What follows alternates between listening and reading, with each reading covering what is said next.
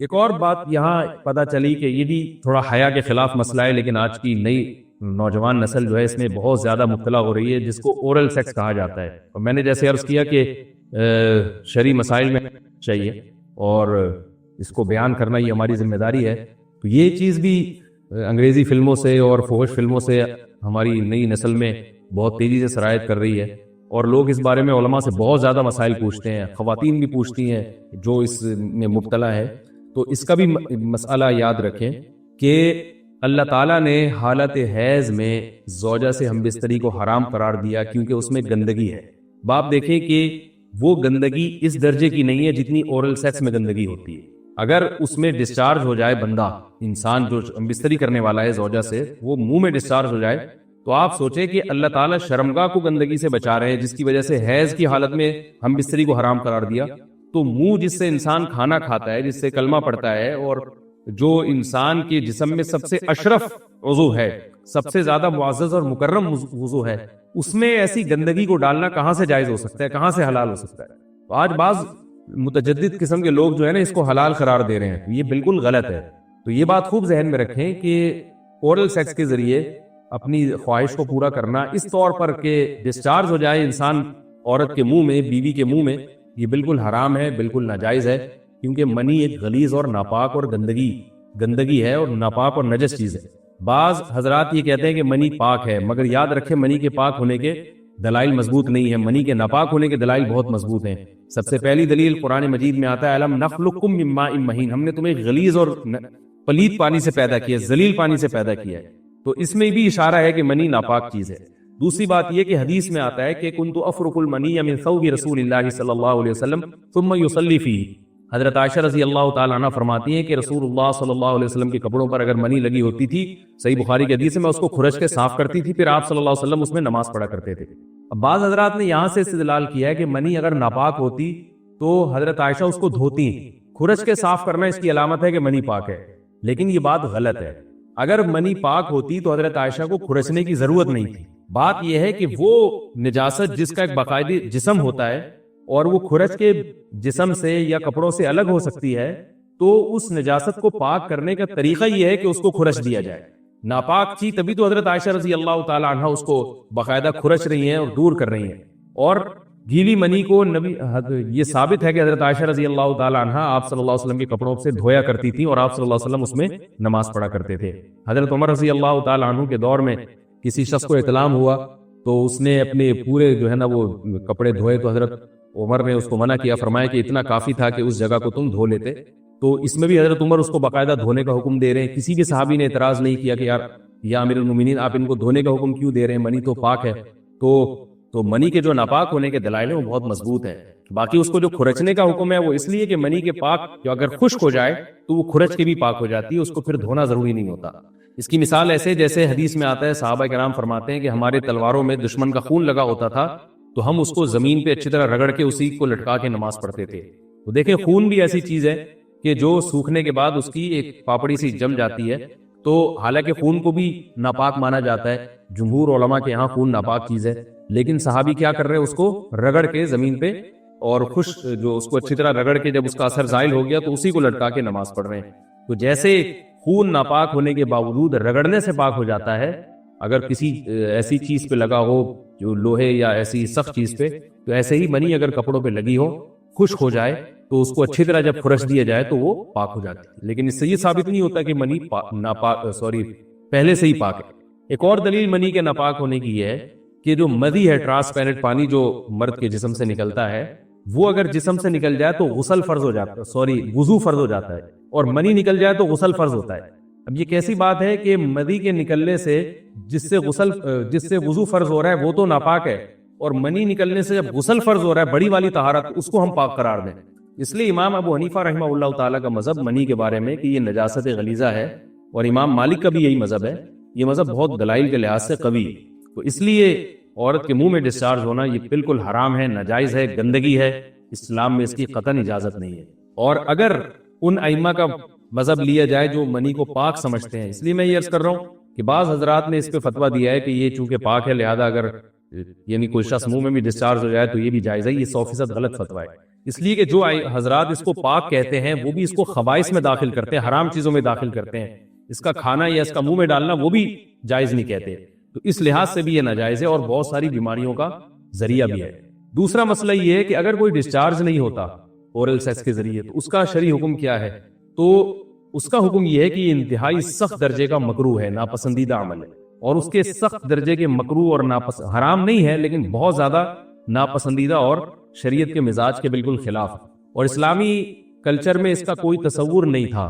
یہی وجہ ہے کہ فقہائے کرام کے ہاں اس چیز کا تذکرہ بہت ہی محدود پیمانے پر ملتا ہے۔ اس کی علامت ہے کہ مسلمان معاشرہ اس چیز سے بالکل بھی واقف نہیں تھا کہ یہ کیا ہوتا ہے، تو یہ چیز غیروں سے آئی ہے، غیر مسلموں سے ہمارے معاشرے میں ان کی موویز دیکھ دیکھ کے، فوش فلمیں دیکھ دیکھ کے نوجوانوں میں اس چیز نے سرایت کیا، ورنہ یہ انسان طبی طور پر اس عمل سے بہت زیادہ نفرت کرتا ہے۔ کوئی بھی شریف الطبع آدمی ذہنی طور پر اس کے لیے تیار نہیں ہوگا۔ تو میں پھر بھی یہ کہہ رہا ہوں کہ بہرحال علماء اس کو ناجائز اور حرام نہیں سمجھتے، اس لیے کہ میاں بیوی ایک دوسرے سے جس طرح سے چاہیں استمتاع کر سکتے ہیں، لیکن سخت ناپسندیدہ بہرحال ہے اور مکروہ چیز ہے، اور اس قابل نہیں ہے کہ اس کی حوصلہ افزائی کی جائے۔ یہ اس کے بارے میں ہے کہ جب یعنی جو ہے وہ ادخال کیا جائے اس فم کے اندر، اس جو ہے مرد اس میں باقاعدہ جو ہے وہ تلذذ حاصل کرے۔ اگر ایسا نہ ہو بلکہ باہر سے استمتاع کیا جائے، جیسے بعض جگہ ایسا ہوتا ہے کہ کیا نام ہے، عورت کو اس چیز سے گھن آتی ہے کہ وہ اپنے منہ میں اس گندگی کو لے کر جائے، تو پھر بعض شوہر زوجہ کو مجبور کرتے ہیں کسنگ وغیرہ پر، تو یہ کم درجے کی کراہت ہے، یعنی یہ بھی ناپسندیدہ تو ہے مگر یہ اس درجے کا مکروہ، اس درجے کا ناپسندیدہ نہیں ہے۔ دوسری بات یہ کہ یہ جو میں نے پوری ڈیٹیل بیان کی ہے، یہ اس صورت میں ہے اس کے مکروہ اور ناپسندیدہ ہونا کہ عورت اس کے لیے ذہنی طور پر آمادہ ہو۔ یہ بات خوب یاد رکھیں، اگر عورت کو اس عمل سے گھن آتی ہے تو پھر مرد بیوی کو اس کام پر مجبور ہرگز نہیں کر سکتا، کیونکہ یہ نکاح کے جو ایگریمنٹ ہے، مقتضیات ہیں، اس کے خلاف ہے، یعنی یہ اس میں داخل نہیں ہے۔ عورت اپنے آپ کو ہم بستری سے تو نہیں روک سکتی، مرد جب چاہے گا بیوی سے ہم بستری کر سکتا ہے، عورت کو اجازت نہیں ہے، لیکن خاص اس عمل سے عورت مرد کو روک سکتی ہے اگر وہ ذہنی طور پر اس کے لیے آمادہ نہیں ہے۔ یہ تو میں نے اورل سیکس سے متعلق کچھ فقہی احکام بیان کیے ہیں۔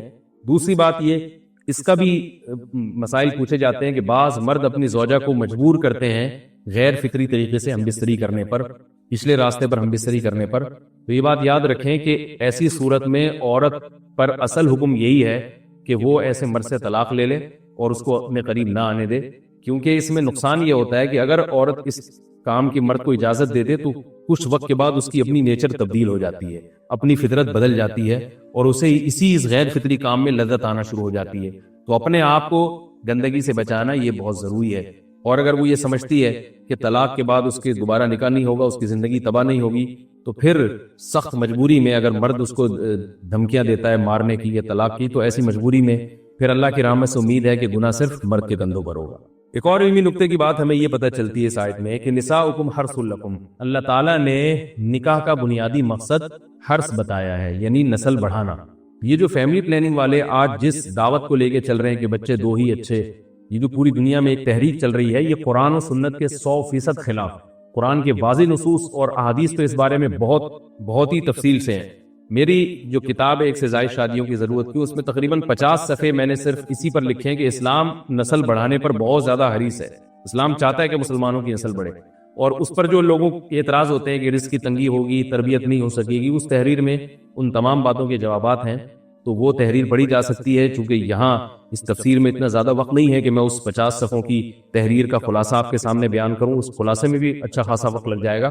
تو یہ جو باتیں کی جاتی ہیں کہ رزق کم پڑ جائے گا اور جو ہے وہ لوگ بھوکے مرنا شروع ہو جائیں گے اگر نسل بڑھے گی، یا بعض دفعہ یہ کہا جاتا ہے بچوں کی صحیح طرح سے تربیت نہیں ہو سکے گی، یہ سب غلط باتیں ہیں۔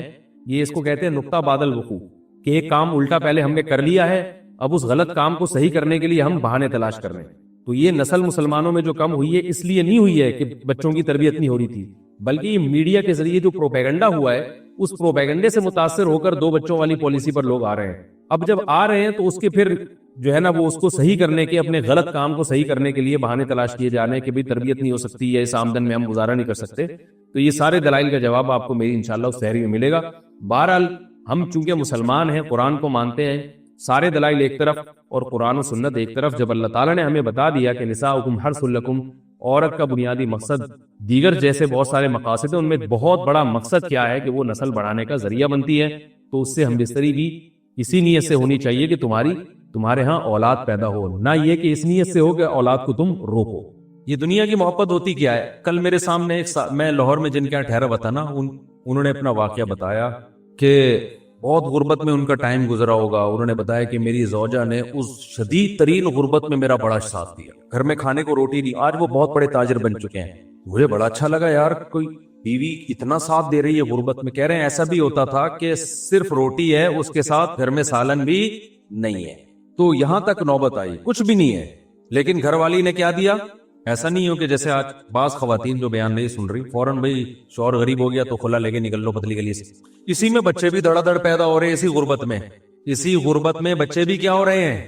اللہ پہ توکل بھی ہے نا، حالانکہ وہ کوئی زیادہ کوئی مولانا بھی نہیں ہے، کوئی ایسا بھی نہیں کوئی بہت زیادہ دیندار سمجھے جاتے ہوں. ایسی نارمل ایک تاجر ہے، بزنس مین ہے، اولاد بھی نہیں روکی، گھر میں کھانے کو روٹی نہیں ہے، بچے بھی پیدا ہو رہے ہیں. کہ کھلانے والا کون ہے؟ اللہ. دیکھو قیامت کے دن پتا چلے گا اللہ کی نظر میں کون اچھا تھا کون برا تھا. گیٹ اپ تو بھائی سارے بڑے اچھے اچھے بنا کے گھوم رہے ہوتے ہیں، حاجی پاجی تو سارے بن جاتے ہیں. حضرت حکیم الامہ مولانا شرف علی تھانوی رحمہ اللہ تعالی فرمایا کرتے تھے کہ اسلاف میں نا، جو اسلاف تھے ہمارے تابعین، صحابہ، تبع تابعین، ان کے ہاں ظاہری عمل سے زیادہ دل کے عمل کی ویلیو تھی کہ اندر سے بندہ کیسا ہے، اندر سے ٹھیک ہے یا نہیں ہے. اور ہم لوگ جو فوکس کرتے ہیں وہ ظاہر کو زیادہ فوکس کرتے ہیں، اندر کو فوکس نہیں کرتے. ہر چیز میں ایسا ہی ہو رہا ہے. جب ہم مانتے ہیں کہ خدا ہے، رزق اس کے ہاتھ میں ہے، اور وہ منع کر رہے ہیں نسل روکنے سے کہ غربت کے خوف سے نسل مت روکو، تو مان لو یار وہ وہی کھلاتا ہے. اوپر سے بولنے والے آپ کو مارکیٹ میں بہت ملیں گے، لیکن یہ اوپر سے ہی ہے، یہ جملہ نیچے نہیں اترتا.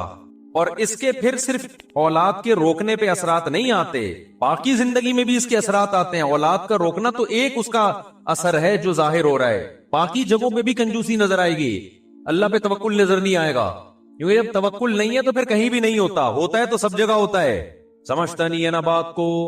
تو انہوں نے مجھے بتایا کہ میرے ایسے حالات تھے اور اس طرح بچے بھی پیدا ہو رہے ہیں اور بیوی بھی نہ نسل روک رہی ہے اور ساتھ دے رہی ہے. اور اس غربت میں کہتے ہیں جب پیسہ آنا شروع ہوا، بہت محنت کی انہوں نے، تو بیوی کیا کہہ رہی ہے، آپ کے بھائی غریب ہیں، آپ ان کو سپورٹ کریں. میں نے کہا یار ایسی خاندانی بھابی، یار ایسی خاندانی عورتیں مارکیٹ میں مرد نہیں ہیں. عورتیں کہیں ہماری برائی کر رہے ہیں، مرد کون سا ایسا خاندانی ہے؟ مثال دے رہا ہوں میں، ان کی تو بیگم ایسی خاندانی تھی نا. کہہ رہے ذرا سے پیسے آنا شروع ہوئے تو میرے بھائی سارے غریب تھے، تو میری گھر والی نے کہا کہ آپ کیا کریں، ان کو سپورٹ کریں. کہہ رہے میں نے ان کو سپورٹ کرنا شروع کیا، سب کو کاروبار میں لگایا، زمینیں لے کے دی. آج اللہ نے اچھا بچے بھی سارے، جب پیسہ آیا تو جیسے جیسے بچے بڑے ہوتے گئے سارے بڑی بڑی یونیورسٹیوں میں ہی پڑھ رہے ہیں. کل رات میں ان کے بچوں کے ساتھ ہی بیٹھا ہوا تھا، ہم 3-3:30 بجے جا کے، بلکہ میرا فجر کی اذان ہو گئی تھی، بیٹھا ہوا تھا. مجھے ایسا اچھا لگ رہا تھا ان کے ساتھ. وہ بچوں کی باتیں بھی بڑی ٹائٹ، بڑی بڑی یونیورسٹیوں میں پڑھ رہے ہیں اور مسائل کیا پوچھ رہے ہیں، سارے دین کے مسائل کہ اپنے دین کی ہم یونیورسٹی میں حفاظت کیسے کریں، لڑکیوں سے میل جول سے کیسے بچیں ہم. تو میں نے کہا یار ایجوکیشن میں بھی آگے ہیں، اخلاقیات میں بھی تربیت بھی ہو گئی، پیڑ بھی بھر گیا اور قد بھی سے لمبے لمبے تڑنگے سے نا ایسے لمبے. تو میں اصل میں تو بچوں کے لیے نہیں بتا رہا تھا، اصل میں تو یہ کہ میں نے کہا یار اب دیکھو یہ خاتون ہے، شوہر سے کیسی وفا کر رہی ہے، گزارا کیا غربت میں، اس کے بعد جب پیسہ آنا شروع ہوا تو اس نے کہا بھئی جو میرے مقدر کا ہے وہ تو اللہ مجھے کھلا رہا ہے. کہ بیگم کا بیان کیا تھا، انہوں نے خود بتایا کہ جو میرے مقدر کا ہے اللہ مجھے، بھئی جب پیسہ آتا ہے تو گھر میں لائف سٹائل تو اچھا ہو ہی جاتا، تو ہمارا تو ہو ہی گیا نا بھئی، ہمیں تو اچھا مل رہا ہے، ایئر کنڈیشن بھی گھر میں لگ گیا، گھر بھی اچھا مل گیا. اب سپورٹ کس کو کریں؟ بھائیوں کو سپورٹ کریں. تو یہ کیا ہے، دل کیا ہے، دل میں حب دنیا بولو نا نہیں ہے، دل میں دنیا کی محبت نہیں ہے. دل میں دنیا کی محبت ہوتی نا پہلے تو ان سے اولاد ہی پیدا نہیں ہونی تھی، کیونکہ یہ ہوس ہوتی ہے نا کہ سارا بچانا ہے ہم نے، مخلوق پہ خرچی کرنا. اور پھر جب یہ انسان اپنی اولاد نہیں پیدا کرتا کہ کھلانا پڑے گا، تو وہ شوہر کو مشورہ دے کہ دوسروں کی اولادوں پہ کھلاؤ. پھر انہوں نے بتایا کہ بہنوں کے ساتھ بھی تعاون اور وغیرہ وغیرہ، خاندان کے ساتھ بھی. اور مرد کا دل جب بیوی اس طرح کی باتیں کرے نا اتنا بڑا ہو جاتا ہے، وہ کہتا ہے یار میں پوری جائیدادیں اس کے نام کر کے جاؤں گا میں. مرد کا دل اتنا اللہ نے بڑا رکھا ہے، اگر آدمی کا بچہ ہو پجامہ نہ ہو، پجامے تو پھر مارکیٹ میں بہت گھوم رہے ہیں نا، انسان کا بچہ ہونا تو وہ اتنا بڑا دل ہو جاتا ہے جب بیوی اس طرح کی باتیں کر رہی ہوتی ہے. تو آج کل تو ایک دوسرے کی دولت پہ نظر، شوہر بیوی کے مال پہ نظر رکھتا ہے، اس کو پوچھتا رہتا ہے تمہارے ابا کی وراثت گئی کہاں. اور بھائی یہ اس کا ہیڈیک ہے یار، اگر اس کو ملی بھی ہے تو تجھے کیا دلچسپی ہے کہ اس کے پاس بینک میں کتنے پیسے ہیں، اس کو ابا کی وراثت سے کیا ملا، تیرا لینا دینا نہیں ہے. تیری جو ذمہ داری ہے وہ تو نے پوری کرنی ہے نا. بھائی بیگم کروڑ پتی ہو یا ارب پتی ہو یا غریب ہو، آپ کے ذمہ جو نان نفقہ ہے، شریعت کہتی ہے اس نان نفقے کی کوالٹی اور کوانٹٹی پہ اس سے کوئی فرق نہیں پڑے گا. یہ اللہ نے عورت کو حق دیا ہے کہ اس کا ساری ذمہ داری کس پر ہے؟ شوہر پر ہے. چاہے وہ پیسہ ٹھیک ٹھاک ہو اس کے پاس، صرف ایک چیز پہ فرق پڑے گا کہ علاج اس کے پر ہوگا کہ اگر اس کے پاس پیسہ ہے تو پھر اس کے اپنے پیسوں سے اس پر علاج لازم ہوگا. لیکن ہماری سوسائٹی میں مرد یہ بھی کر لیتے ہیں کہ نہیں بھائی چلو علاج بھی میں ہی کروں گا، اور اچھی بات ہے، کر لینا چاہیے. تو یہ ہے حب دنیا. اور اس قسم کی عورت جو ہے تو اس کا مطلب اس کا دل دنیا کی محبت سے بولو پاک ہے. پیسہ اچھا سب کو لگتا ہے، ہوس نہیں ہے پیسہ اچھا لگنا برا نہیں ہے، تو سب کو لگتا ہے اچھا، کیونکہ اس سے نعمتیں ملتی ہیں. اللہ نے دولت کو اپنا فضل کہا ہے قرآن کریم میں. ہوس الگ چیز ہے اور پیسے کی چاہت الگ چیز ہے. آج ہوس ہے، لالچ ہے، غیر اخلاقی طریقے سے کمانا، پٹورتے رہنا. میں آج کیا ہوتا ہے جو خواتین بیان نہیں سن رہی، جب وہ شادی ہو کے گھر میں آتی ہیں شوہر کے، تو ان کی خواہش ہوتی ہے کہ بھئی یہ بہنوں کو کیوں کھلا رہا ہے، یہ اپنے بھائیوں کو کیوں کھلا رہا ہے، یہاں تک کہ اپنی ماں کو کیوں کھلا رہا ہے، یہ اتنی ٹینشن. اور میں نے دیکھا ہے اپنی زندگی میں کیسے مرد کے دماغ کو ایسا قبضے میں کیا ہے کہ وہ کسی قابل ہی نہیں رہا، وہ کہیں خرچ نہیں کرتا. اچھی بھی ہیں الحمدللہ، جیسے میں نے آپ کے سامنے ایک مثال دی ہے. اور مردوں میں بھی دونوں قسم کی بیماریاں پائی جاتی ہیں. عورت کے کما رہے ہیں بیگم سے کہ تم کما کے لاؤ.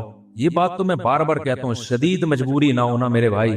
اپنے خاندان میں اپنے نسلوں میں یہ رسم چھوڑ کے جاؤ، ان کو یہ پاور کرا دو کہ ہمارے خاندان میں مرد کماتے ہیں، عورتیں کھاتی ہیں. بولو ہماری پرمپرا ہے، یہ ہم اس کو چینج نہیں کر سکتے. ہمارے خاندانی رواج ہے بھائی، ہمارے یہاں عورتیں نہیں کماتی. یہ سیکھ لو، یہ کیا کر لو. میں کبھی نہیں دعویٰ کرتا کہ میں جو باتیں کرتا ہوں میرا بھی 100% عمل ہے اس پہ. میں تو اللہ سے دعا کرتا ہوں اللہ جو باتیں کر رہا ہوں مجھے اس پر عمل کی توفیق دے. میں تو بار بار کہتا ہوں بھائی میں آپ لوگوں کو کوئی نصیحت کرتا ہوں اس نیت سے کہ مجھے بھی اللہ عمل کی توفیق دے. لیکن کچھ باتیں بتانی پڑتی ہیں تاکہ آپ کو یہ نہ لگے کہ یار یہ پھینک رہا ہے لمبی لمبی نا. جب اس پر آزمائش آئے گی نا تو پھر دیکھیں گے ہم. اللہ بچائے ہمیں آزمائشوں سے. میں نے بتایا مجبوری کے حکام تو الگ ہے. اب قحط پڑا ہوا ہے تو پھر تو بیگم جاب کر رہی ہے، مرد کی جاب نہیں، وہ تو ایک مجبوری ہے نا. بھیک مانگنے سے تو بہتر ہے کہ کوئی تو کما لے. تو میرے تو آمدن بھی بہت کم تھی اور میرے 3 گھر تھے، عرصے سے تو میرے 3 ہی چلے آ رہے ہیں. تو آپ کا کیا خیال ہے مجھے ضرورت نہیں پڑی ہوگی اتنے بچوں کو پالنے کے لیے کہ بیگم کو میں اجازت دے دوں بھائی. اور جاب بھی کہاں، مدرسے میں پڑھانے کی، اسکول میں پڑھانے کی. میں نے کہا نہ، مدرسے میں پڑھانا تو بھائی فری پاکٹ میں. کیوں بھائی؟ ہماری خاندان میں یہ اب تک چلا آ رہا ہے اور آئندہ ہم اپنی نسل میں چلائیں گے. بھائی ہمارے خاندان میں کمانا کس کا کام ہے؟ مرد کا. عورت کا کام کیا ہے؟ کھانا. اس پہ ہمیں کیا ہے بھائی؟ فخر. نہیں آئی بات میرا خیال ہے سمجھ میں؟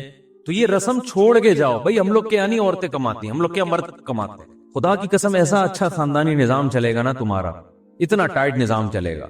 بچے تمیز سے پلیں گے، بچے پیدا بھی تمیز سے ہوں گے، ان کو ماؤں کی محبتیں بھی پوری ملیں گی اور تمہیں بیویوں کی محبت بھی پوری ملے گی. ایک دفعہ اگر عورت کے ہاتھ کی کمائی مرد کے منہ کو لگ جائے نا، بہت اپاہج بن جاتا ہے. اس کو ایسے مزے لگ جاتے ہیں نا فری پھوکٹ کے کھانے کے. کیونکہ جن قوموں میں یہ رواج آیا ہے نا، دیکھو کچھ برائیاں ایسی ہوتی ہیں ان میں بریکیں نہیں ہوتی، وہ ہمیشہ بڑھتی ہیں. مثال کے طور پر ابھی جاپان کے بارے میں رپورٹ آئی کہ نسل ختم ہوتے ہوتے جاپان کا دیوالیہ ہونے والا ہے. ابھی رپورٹ ہی ہے جاپان میں، پتہ ہے آپ کو؟ ان کے بچے پیدا ہونا ختم ہو گئے نا، تو بڈھے اتنے تنگ آئے ہوئے ہیں جاپانی. سویڈن کا صدر تو ایک دفعہ تقریر میں رو پڑا تھا کہ ہمارے یہاں بڈھے ہو رہے ہیں. اب تو کورونا نے کچھ فضل کیا، بہت سارے بوڑھوں کو شاٹ کر دیا، ورنہ تو وہ پاگل ہو گئے تھے کہ بھئی کوئی کما تو رہا نہیں ہے، سارے کھا ہی رہے ہیں بیٹھ کے. تو وہ باہر سے لوگوں کو بلاتے ہیں، لیکن ان کی اپنی قومیں ختم ہو رہی ہیں. ایسا کیوں ہوا؟ جب انہوں نے فیملی پلاننگ کو شروع کیا تو ان کے ذہن میں یہ نہیں تھا کہ یہ یہاں جا کے بند ہوگا. ان کا خیال تھا ابھی ہم 2، پھر ہم کہیں گے اب 3 کر دو، پھر دوبارہ 2 پہ آ جاؤ. یہی تھا نا. ابھی تو ہماری آبادی بہت ہے تو ہم ایسا کرتے ہیں 2 پہ لے آتے ہیں، بلکہ 1 پہ لے آتے ہیں تاکہ آبادی ذرا سے بھی نہ بڑھے. پھر تھوڑے دنوں میں ہم 2 پہ لے آئیں گے، پھر ہم 3 پہ لے آئیں گے. جب کم ہونے لگے گی تو ایک تمیز سے چلیں گے. یہ کیا مسلمانوں کی طرح کہ برساتی مینڈکوں کی طرح بچے پیدا ہو رہے ہیں ان کے؟ وہ ہمیں یہ کہتے تھے خرگوش کی طرح بچے ہو رہے ہیں, کوئی پلاننگ نہیں ہے اور کوئی اس کے لیے وہ غربت سے مرے جا رہے ہیں, پیٹرول مہنگا ہو رہا ہے اور پھر بے فارم میں ایک نیا بچہ آ گیا جی. بے فارم کے فارم نہیں ہے ان لوگوں کے پاس, اتنا غریب ملک, کاغذ باہر سے ادھار لے رہی ہے, وہ بچے ہی ڈالے جا رہے ہیں اس میں. یہ ایک جاہل قوم, وہ ہمارے بارے میں یہ کہتے ہیں. ہم نے دیکھو کیسے مینج کیا سسٹم کو اور کیسے زبردست. کچھ گڑبڑیں ایسی ہوتی ہیں کہ وہ آپ کرتے ہیں, کنٹرول میں آپ کے نہیں ہوتی. تو یہ ہوا ہے ان لوگوں سے. اب ناروے ایک بچہ پیدا کرنے پر 24 لاکھ روپے دے رہے پاکستانی. یہ 24 لاکھ پچھلے سال کی رپورٹ ہے جب کرنسی کی, اب تو وہ 36-35 لاکھ بن چکی ہوں. آپ ناروے کی نیشنلٹی لو اور کوئی کام نہ کرو وہاں جا کے, صرف یہی کرو, ملتے رہیں گے آپ. وہ کہہ رہے ہیں ہماری قوم بڑھے, نیشنلٹی نہیں ہے پھر نہیں دیں گے. وہ کہیں گے جب ہماری قوم کا بندہ بن گیا تو پھر ہوگا. تو یہ کیوں ہو رہا ہے وہاں پہ نسلیں؟ اور 50-60 سال کے بعد آپ دیکھو گے جاپان میں پشتو چل رہی ہوگی انشاءاللہ. آپ دیکھو گے پشتو ہوگی, کہ ہمارے جو پشتون تاجر ہیں پشاور سے اور افغانستان بہت جا رہے ہیں وہاں پہ. چپلی کباب تباہ کے کھلا ہوا ہوگا, میڈ ان جاپان چپلی کباب ہے. حقیقت بتا رہا ہوں آپ کو, آپ مذاق نہ سمجھو. لیکن آپ کو اس لیے بھی یقین نہیں آ رہا کہ 50 سال بعد ہم زندہ ہی نہیں ہوں گے. اگلی نسلیں اگر یہ ہمارا بیان سنیں گی تو وہ کہیں گی تو جاپان تو ہے پٹھانوں کا ملک, تو مفتی صاحب یہ باتیں کیسی کر کے گئے ہیں.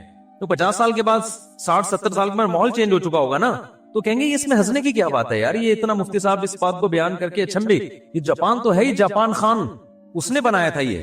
کیونکہ جب چینج, بہت سے کنٹری ایسے ہیں جن میں جو اصل قومیں تھیں وہ ختم ہو چکی ہیں. یونان جو ہے نا, یونان, اس کے بارے میں آپ ہسٹری اٹھا کے دیکھیں, انہوں نے بہت صدیوں پہلے فیملی پلاننگ پہ عمل کیا تو ان کی نسل گھٹتے گھٹتے اصل قوم ہی ختم ہو گئی ہے. دوسری قوم ہے جس کو یونانی کہا جاتا ہے, اپنے ہی ہاتھوں مر گئے, ختم.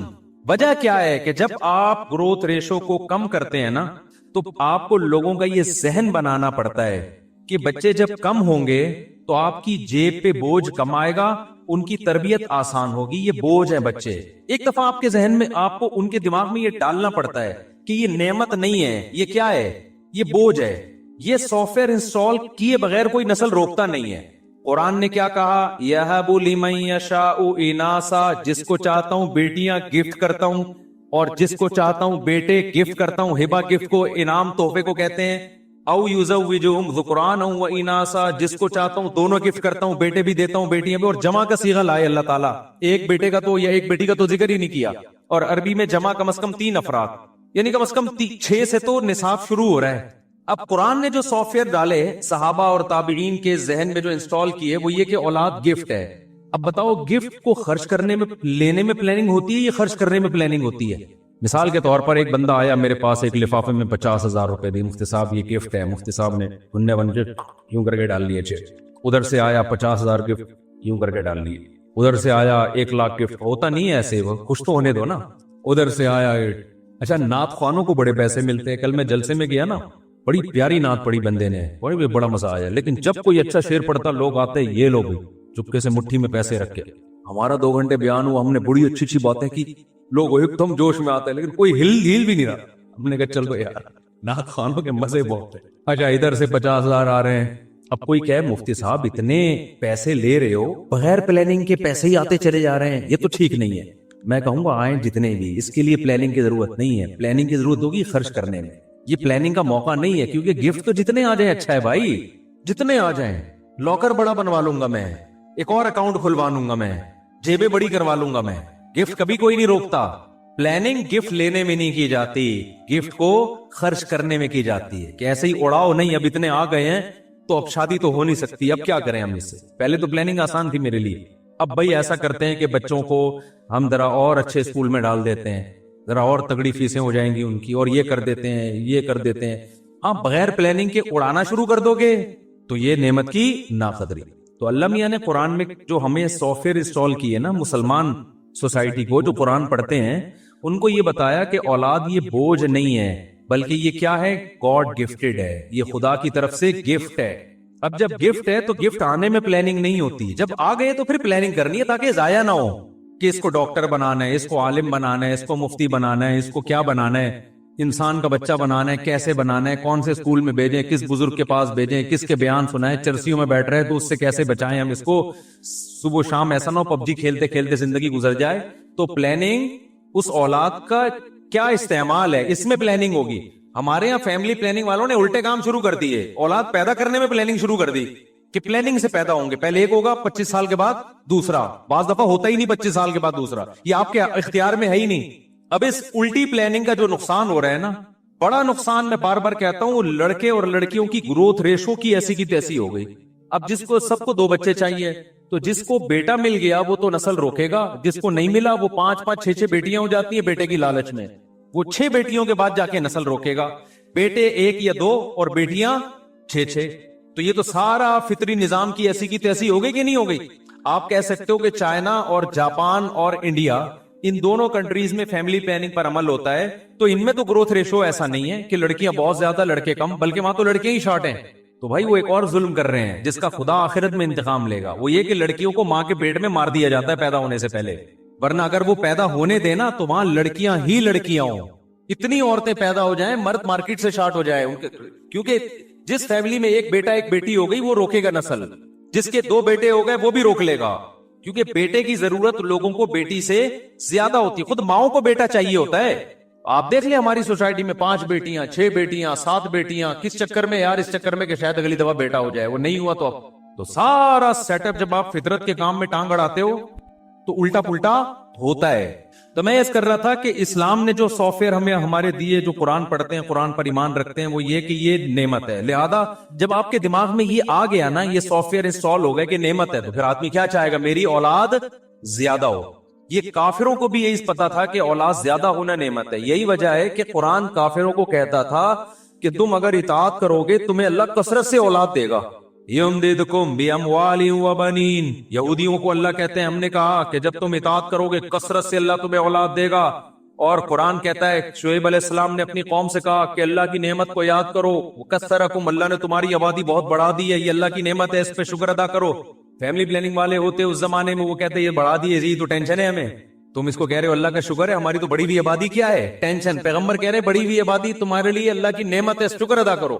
تو اب جب سافٹ ویئر انسٹال کر دیے کہ یہ بوجھ ہے, تو پھر یاد رکھو کچھ دنوں تک ایسا لگتا ہے کہ 2 ہونے چاہیے, اس پہ آپ قوم کو لائیں گے, لیکن اگلا اسٹیپ پہ قوم خود آئے گی, آپ نہیں لائیں گے.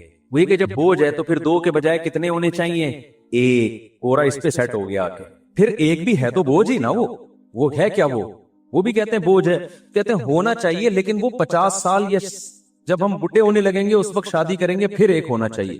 تو یہ ایک ایسی چیز ہے جس پہ شروع آپ کرتے ہیں, پھر یہ آپ کے کنٹرول میں نہیں رہتی. بالکل وہ قصہ ہے کہ وہ جو میں نے بتایا نا کہ دریا میں کمبل بہتا ہوا جا رہا تھا, وہ اصل میں ریچھ تھا, منہ اندر تھا تو اوپر سے لگ رہا تھا کمبل.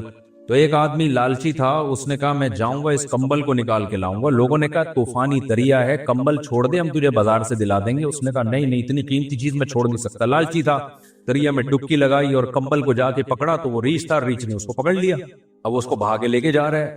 دور سے لوگوں کو سمجھ میں نہیں آ رہا ہے یہ کمبل کے ساتھ بہتا کیوں جا رہا ہے. تو لوگوں نے چیخ مار کے کہا نالائق ڈوب جائے گا, کمبل کو چھوڑ دے. تو یہ کہتا ہے میں تو کمبل کو چھوڑ رہا ہوں, کمبل مجھے نہیں چھوڑ رہا.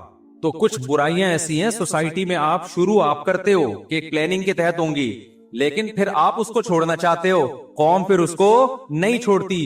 یورپ میں پہلے زیادہ بچوں پہ فخر کیا جاتا تھا, ان کے حکمرانوں نے اور جو ان کے وحی کے نور سے جو عاری لوگ تھے, مذہب سے دشمن لوگ تھے, انہوں نے یہ باور کرایا کہ کم بچے ہونے چاہیے. نتیجہ کیا نکلا کہ انہوں نے کہا ٹھیک ہے جی کم ہونے چاہیے. اب وہ کہہ رہے زیادہ ہونے چاہیے, لیکن وہ کمبل کو وہ چھوڑنا چاہ رہی ہے ان کی قومیں, لیکن کمبل اب ان کو چھوڑنے کے لیے تیار نہیں ہے. وہ جو سافٹ ویئر ایسے انسٹال ہو گئے ہیں, وہ سافٹ ویئر کسی سے ریموو ہی نہیں ہو رہے. اب وہ سمجھ میں آ رہی ہے بات کہ نہیں آ رہی, وہ اب ریموو ہی نہیں ہو رہے, ڈیلیٹ کا بٹن ہی اڑ گیا ہے وہاں سے. تو آپ یہ جو ایک اتنی بھیانک چیز ہے یہ پھر آپ کے کنٹرول میں نہیں رہتی. اس لیے جو نیچر پہ چل رہے ہو نا, تو یہ ایک برائی تو یہ ہے کہ جب یہ آپ دماغ میں ڈال دو گے تو پھر کیا ہوگا. پھر دوسرا, جب آپ یہ کسی کے دماغ میں ڈال دیتے ہو نا کہ پیسہ خرچ کرنے سے کم ہوتا ہے, یہ سافٹ ویئر جب کسی کی کھوپڑی میں آ جائیں تو وہ اپنی نسل بھی روکے گا. کیونکہ فیملی پلاننگ کے پیچھے جذبہ کیا ہے کہ آپ کی اپنی اولاد جب زیادہ ہوگی تو آپ کی غربت میں اضافے کا ذریعہ, یعنی آپ کو اس کو کھلانا پڑے گا تو آپ کی آمدن ڈیوائیڈ ہوگی. ایسا ہی ہے نا, یہ سافٹ ویئر آج کی لبرل دنیا نے انسٹال کر دیے لوگوں کی کھوپڑیوں میں.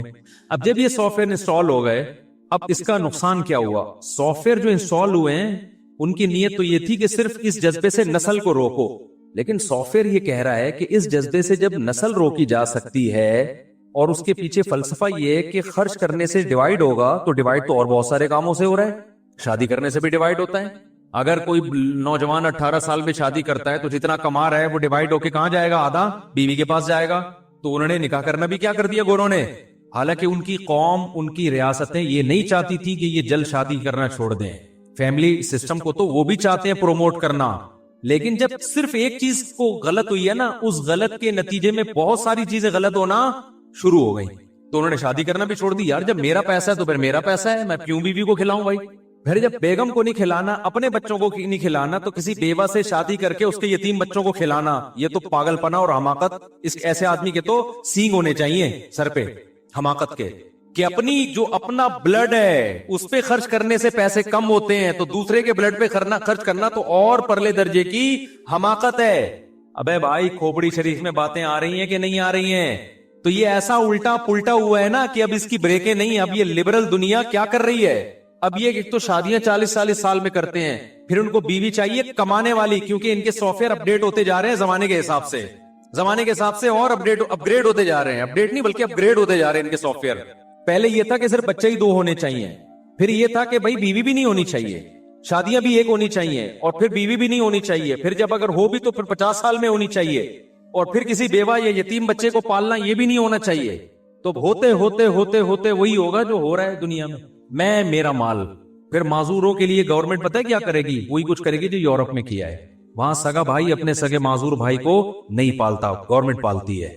آج آپ کا بھائی معذور ہے، کون پالے گا؟ گورنمنٹ پالے گی؟ آپ پالو گے. یہ آپ کی خوبی ہے. یہ یورپ اور امریکہ میں ان لوگوں کی خوبی نہیں ہے، وہاں گورنمنٹ پالتی ہے. لوگ گورنمنٹ کی بڑی تعریفیں کرتے ہیں اور صحیح کرنی چاہیے کہ قانون مضبوط ہے، معذوروں کو حکومت پالتی ہے. لیکن آپ کو پتہ ہے نا کہ ضرورت ایجاد کا نام ہے. تو یہ ضرورت تھی اس سوسائٹی میں جس کی وجہ سے یہ قانون ایجاد ہوا ہے، کیونکہ وہاں گورا پالنے کے لیے، وہ اپنے بوڑھے باپ کو پالنے کے لیے تیار نہیں ہے. تم جب پہلے اولاد روکی نا پھر ابا بھی روکو. ابا کو تو روک سکتے نہیں کیونکہ ابا پہلے پیدا ہوتے ہیں، بچہ بعد میں پیدا ہوتا ہے. تو ابا کو روکنے کا یہ ہے کہ ابا پہ خرچ نہ کرو، میرا پیسہ ہے تو میں نا. تو گورنمنٹ نے کہا یار یہ تو روڈوں پہ بیچارے بوڑھے پڑے ہوئے ہوں گے یہاں پہ. تو انہوں نے بڑا اچھا نظام بنایا، اولڈ ہاؤس بنایا کہ یہ بوڑھوں کو ہم جا کے بڑی تعریفیں کرتے ہیں. دیکھو گورنمنٹ یہاں بوڑھوں کو کتنا اچھا کھلا، کتنی کیئرنگ حکومت ہے. ایک ہماری حکومت ہے، مار دیا بڈھوں کو. حکومتوں نے یقیناً مارا ہے، پبلک نہیں مارتی. پبلک غریب ٹماٹر بیچے گا، اپنے بوڑھے باپ کو گلے سے لگا کے رکھے گا گھر میں. یہ جذبہ گورے میں بولو نا نہیں ہے. کروڑ پتی ہوگا، اب باپ کو ایک سیب نہیں کھلائے گا. اللہ ماشاءاللہ چند واقعات تو ہر جگہ ہوتے ہیں، اور یہ میں ایسی باتیں نہیں بتا رہا، ہوائی باتیں. تو اب معذوروں پہ خرچ گورنمنٹ، لیکن اللہ میاں نے دوسرے طریقے سے ان سے انتقام لیا ہے کہ ٹیکس نکالو ان سے. ٹھیک ہے، ٹھیک ٹھاک طریقے سے. ہمیں زکات 2.5% دیتے ہوئے موت آتی، اللہ نے ٹیکس کا نظام ہم پر مسلط کر دیا کہ ان سے زبردستی چھینو، جس پہ ان کو ثواب بھی 2 ٹکے کا نہیں ملے گا. ثواب بھی نہیں ملے گا. جو زکات پہ ثواب ملتا ہے، فری پھوکٹ میں معذور بھائی پہ خرچ کرنے کا ثواب ملتا ہے، فری پھوکٹ میں ماں باپ کو کھلانے کا ثواب ملتا ہے، ٹیکس پہ وہ ثواب. میں نہیں کہتا کہ گناہ ملتا ہے ٹیکس دینے پہ، ثواب بھی ہو سکتا ہے ملتا ہو، وہ والا نہیں ملتا جو اپنی مرضی ہے. تو آپ کے باپ کو بھی دینا ہے، یہ آپ کے باپ کو بھی دینا ہے. اور ان ملکوں میں کم از کم ٹیکس لے کے خرچ انسانوں پر ہو جاتا ہے. ہمارے ہاں تو وہ بھی نہیں ہو رہا. کھوپڑی شریف میں بات آ رہی ہے کہ نہیں آ رہی ہے؟ کھوپڑی ہے الحمدللہ، تو بات بھی آ رہی ہوگی. اچھا خیر. تو اب دیکھو انہوں نے وہ والے سافٹ ویئر انسٹال کر دیے نا ان میں. یہ یہاں سے شروع ہونا، اولاد پہ خرچ، تو پھر بیوی پہ بھی خرچ نہیں، پھر ابا پہ بھی خرچ نہیں، پھر معذوروں پہ بھی خرچ نہیں. اسلام نے اس کے بالکل اپوزٹ سافٹ ویئر انسٹال کیے. اسلام نے کیا سافٹ ویئر انسٹال کیے؟ کہا کہ تمہارے لیے پیغمبر کی زندگی میں بہترین نمونہ ہے. اللہ کرے یہ کھوپڑی میں باتیں بیٹھ جائے خدا، یہ دل کو درست کرنے کی باتیں، اور اللہ کی قسم یہ باتیں دل میں بیٹھ گئی نا، سب سے پہلا انعام پتہ ہے کیا ملے گا؟ ٹینشن فری زندگی. دماغ ایسا ریلیکس ہوگا، مزے کی زندگی اللہ دے گا. جس کے دل میں دنیا اور دولت کی محبت ہونا، سب سے پہلے اللہ اسے انتقام یہ لیتا ہے، اس کا سکون چھینتا ہے اللہ. دل بڑا ہو جائے گا، خرچ کرنے کی عادت پڑے گی. لائف کو کیا کرو گے؟ انجوائے کرو گے لائف.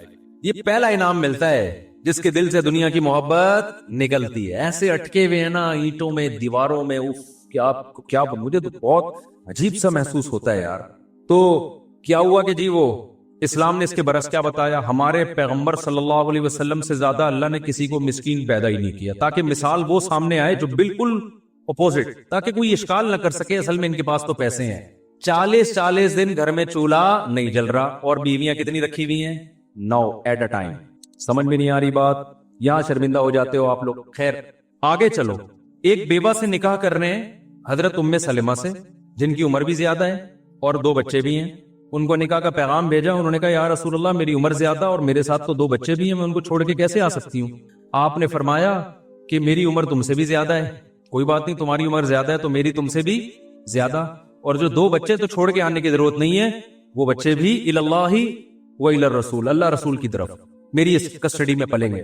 آج کے لبرل طبقہ اس وقت ہوتا, اگر آج کے جو کیلکولیٹر لے کے بیٹھے ہوتے ہیں نا, پلاننگ کیوں بھائی پلاننگ, کیا کسی پلاننگ کے لحاظ سے یہ کچھ تک بنتا ہوا نظر آ رہا ہے کہ آپ کے پاس خود تو ہے نہیں اور آپ دوسروں کے بچوں کی کفالت کر کے ان کو کہاں سے کھلاؤ گے بھائی؟ نہیں آئی بات.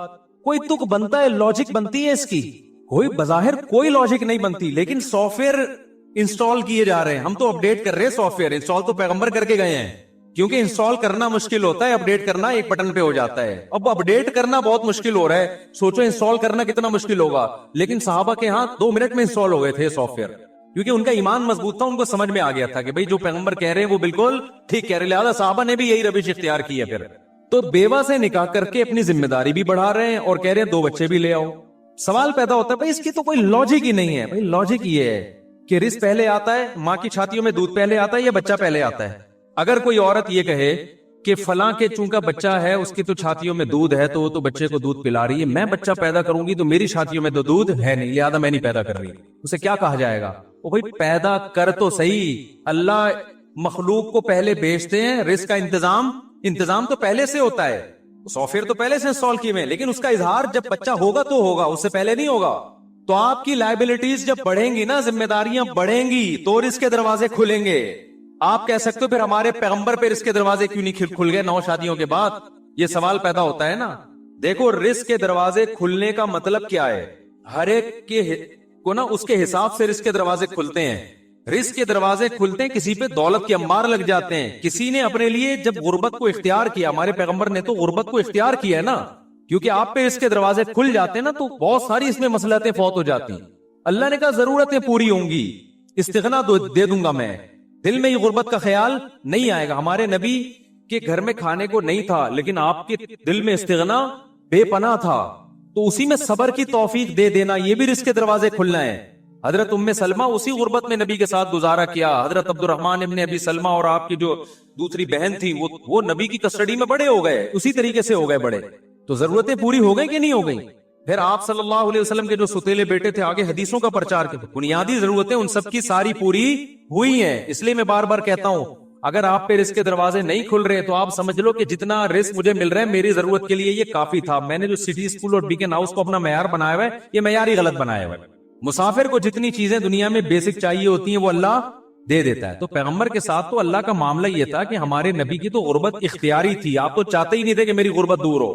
اس میں بہت ساری حکمتیں تھیں, وہ میں بیان کر چکا ہوں. تو اس لیے ہمارے نبی کے پاس تو پیسہ صبح آیا بھی تو شام ہونے سے پہلے صدقہ کر دیا, سارا صدقہ. لیکن پھر بھی اللہ نے کھلایا پلایا کہ نہیں؟ بل آپ کی ازواج کو بھی کھلایا, اور پھر ازواج کا بھی یہی حال تھا. نبی کے دنیا سے جانے کے بعد حضرت عمر کیا کرتے تھے, مال غنیمت جب آتا تو امہات المومنین کا راشن 1 سال کا ان کے گھر پہنچا دیتے. تو اس میں کیا ہوتا, وہ یہ نہیں کہتی اب اللہ نے چونکہ رزق کے دروازے کھول دی, ہماری غربت پہ اللہ نے اب ہمیں نوازا ہے, ہم نے توکل کیا تو اب ایسا ہے کہ اب ہم کھائیں گے. نہ انہوں نے کیا کرتی تھی کہ ان کی ٹریننگ ہی ایسی تھی نا, وہ صبح سے بانٹنا شروع کرتی, اور حضرت زینب کا تو یہ تھا کہ شام تک خالی, اور باقیوں کا بھی 1 آدھ ہفتے کے اندر سارا کیا خالی. حضرت عمر غضبناک ہوتے, صحابہ غضبناک ہوتے, بھئی ہماری مائیں ہیں, ہماری ذمہ داری ہے, تو یہ سارا ہی صدقہ کر دیتی ہیں. عبداللہ بن زبیر ہیں حضرت عائشہ کے بھانجے, انہوں نے تو قسم اٹھا لی کہ میں اللہ کی قسم اپنی یہ جو خالہ ہیں عائشہ, ان کے ہاتھ روکوں گا, میں کیوں خرچ کر دیتی ہیں. حضرت عائشہ کو اتنا غصہ آیا, انہوں نے کہا تو مجھے صدقے سے روک رہا ہے اور قسم اٹھا رہا ہے, اللہ کی قسم میں تجھ سے زندگی میں کبھی بات نہیں کروں گی. دونوں کی قسموں کا ٹکراؤ ہو رہا ہے. ٹکراؤ کس بات پہ ہو رہا ہے؟ وہ کہہ رہے آپ کو خالہ ہو میری, آپ ماں بھی ہو, امت کی مائیں ہیں, تو آپ اتنا صدقہ کر رہی ہو, تو میں جو ہوں آپ کو, کیونکہ ترس آ رہا ہے نا بھائی, کوئی اتنا صدقہ کر رہا ہو, کل قحط پڑے گا, بھوک پیاس سے حالت خراب ہوگی, تو جس میں محبت ہوتی ہے اس کو تو ترس آئے گا نا. تو ان کو ترس آ رہا تھا کہ بھائی اتنا صدقہ کر رہی ہیں. عبداللہ بن زبیر نے قسم اٹھا لی, اللہ کی قسم میں ان کے ہاتھ روکوں گا. انہوں نے کہا تو کون ہوتا ہے میرا ہاتھ روکنے والا؟ بھائی یہ تم کون ہوتے ہو, تو مجھے روک رہے ہو؟ میں اللہ کی قسم زندگی میں تم سے بات نہیں کروں. اور وہ دونوں کی قسمیں کیا چل رہی ہیں. اب وہ حضرت عائشہ کے بھانجے تھے, ان کو خیال ہوا کہ بھئی یہ اگر ناراض چلی گئیں تو میرا کیا بنے گا آخرت. تو وہ قسم بھول کے ان کو منانے میں لگ گئے. اتنا منایا کہ پھر حضرت عائشہ نے قسم توڑ کے کفارہ